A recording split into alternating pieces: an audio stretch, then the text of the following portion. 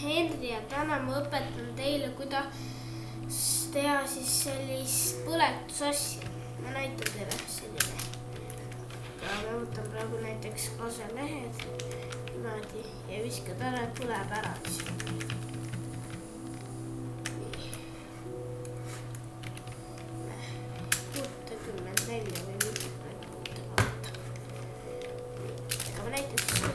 Alguses kaoke üks plokk siia alla.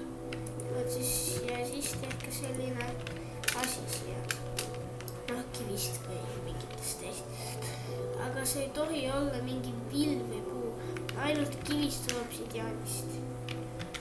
Ja siis panete laava siia. Te võite ka siia panna. Aga selleks ei tohi teil olla vill ega mingi puit. Siis ongi nagu valmis, et võtad näiteks mingi sellise lehe, viskad sisse ja põleb ära. Kui tahad sinna kuhugile järele minna, siis ei saa. Vaid põled. Ma näitan teile siis ühte asja veel.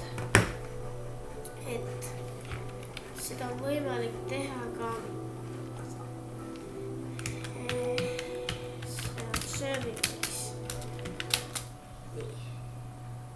Vahetad seda. Ongi. Põleb ära.